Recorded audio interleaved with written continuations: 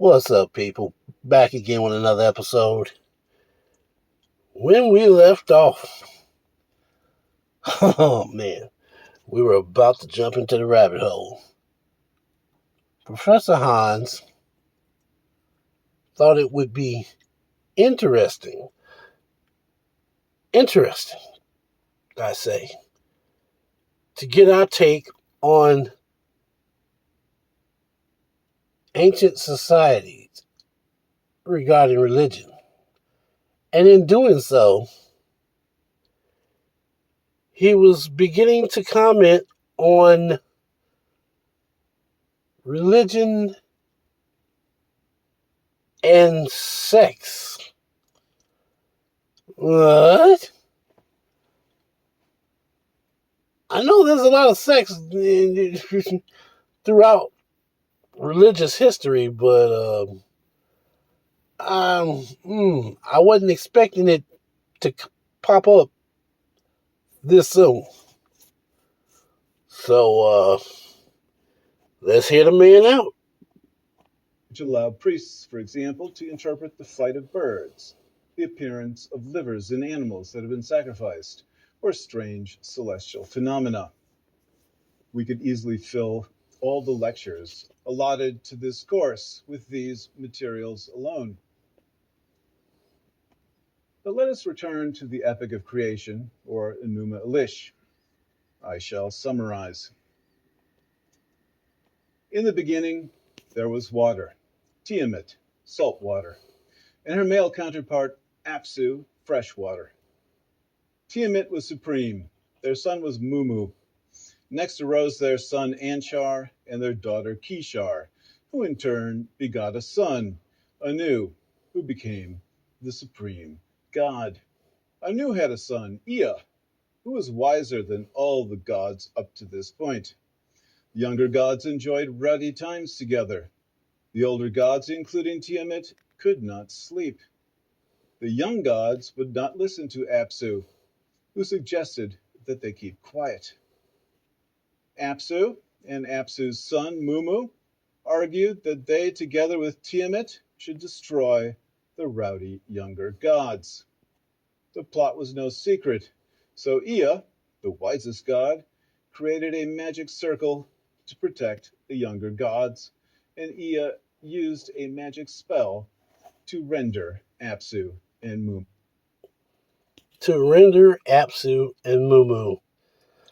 Wow. Family fights already. That's crazy. But you know what that reminds me of? It reminds me of the Greek version where,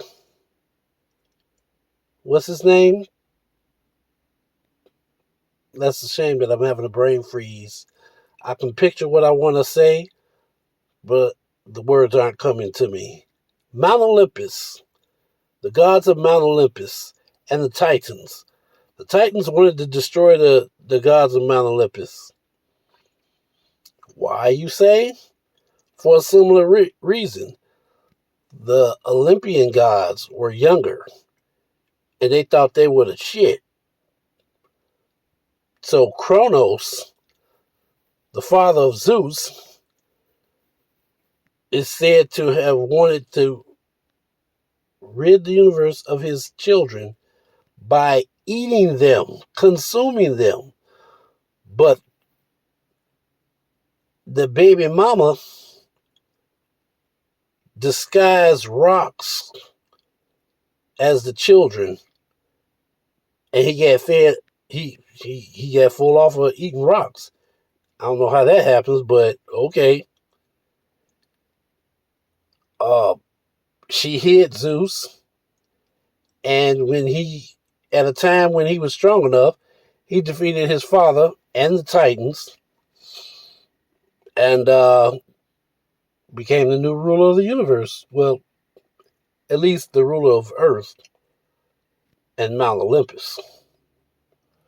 And of course, Greek mythology, there's parallels with Christianity and some other religions. But I just wanted to point that out as he was telling this story about the elder gods not coexisting with the younger gods. Defenseless, Ea killed Apsu and led Mumu around by a rope that he had placed through Mumu's nose. Ea then begot Marduk, Oh, who was superior to all other gods. Meanwhile, Anu kicked up some winds, disturbing Tiamat's waters. oh, She became angry once again. Kingu, one of her children, again proposed destroying the disruptive gods, adding to their argument the need to revenge Apsu and Mumu. Tiamat agreed, and she created monsters and gave Kingu the tablets of destiny, that is, the power of Anu. Let us reflect for a moment. Much of these struggles we observe in this story revolve around who will be in charge, who will set the decrees, control destiny, who will be the boss, a perennial question. We could pause here and read the myth at this simple level. The myth mirrors humans' concerns. Humans struggle for power, the gods struggle for power. Human families do not get along, the gods do not get along. Or on a societal level, we see a political struggle for power, one group or one people versus others and their leaders. There's obviously a gender dimension. The leader of one group is female, and that of the other male. We neglect nature. We hear much of raging waters and winds. The gods are the air, the sun, the earth. Perhaps we're dealing merely with metaphors for nature and storm. But let's not get ahead of ourselves as we rejoin the story. Ea informs his father and his grandfather Anshar that Tiamat, Kingu, and company are plotting the destruction of the younger gods. Ea and his father Anu are too scared to face Tiamat and Kingu. Marduk is then elected supreme commander in an assembly of the gods. Why did the gods elect Marduk? Marduk demonstrates his powers through magic. The gods say, and now I quote, "Lord, truly thy decree is first among gods. Say but to wreck or create, it shall be. Open thy mouth, the cloth will vanish. Speak again, and the cloth shall be whole." At the word of his mouth, the cloth vanishes. He speaks again, and the cloth is restored. When the gods, his fathers, see the fruit of his word, joyfully they do homage, and they say, "Marduk is king." Marduk then receives scepter, throne, and vestment. That is, the symbols of power as well as matchless weapons. oh, Marduk captures Tiamat with a net, uses herbs to resist her poison, and utilizes lightning to immobilize her. He harnesses winds to his chariot to face the monsters, places a halo on his head, smears his lips with red lipstick, a magical protection, and calls on his magic weapon, the thunderstorm. ooh. Kingu is terrified by Marduk's brilliance. Marduk scolds Tiamat for not loving her children, and Marduk attacks. Quote, "When Tiamat opens her mouth to consume him, he drives in the evil wind so that she cannot close her lips. As the fierce winds charge her belly, her body distends and her mouth is wide open. He releases the arrow. It tears her belly. It cuts through her inside, splitting her heart. Having thus subdued her, he extinguishes her life. He casts down her carcass to stand upon it. After he has slain Tiamat, the leader, her band is shattered, her troop broken up, and the gods, her helpers who marched at her side, he makes them captives." Oh, A male god takes the place of a supreme female goddess.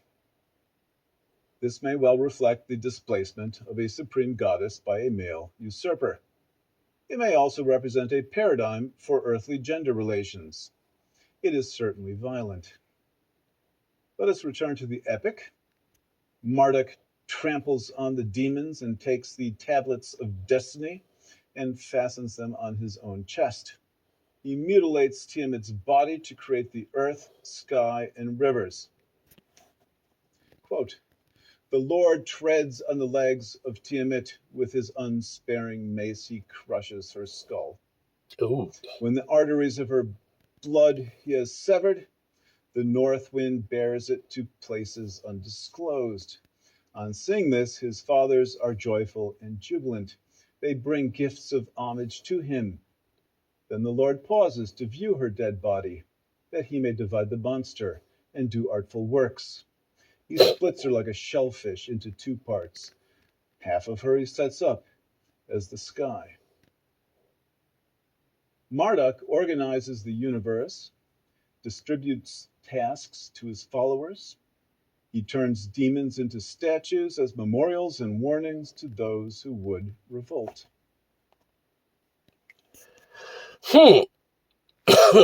Excuse me.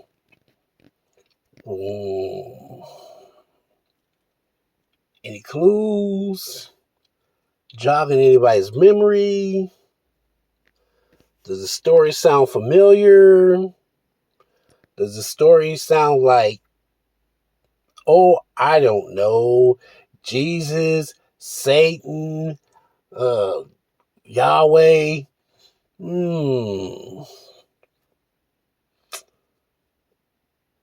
I thought so.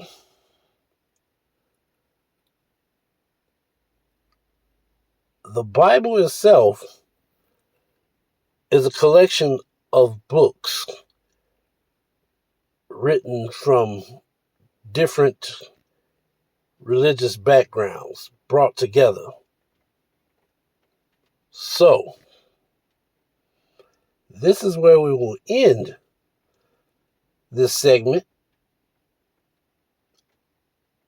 Or should I say, this is where we will end the story for now. Because there is so much more to come. As usual, be safe, and I'll talk to you later.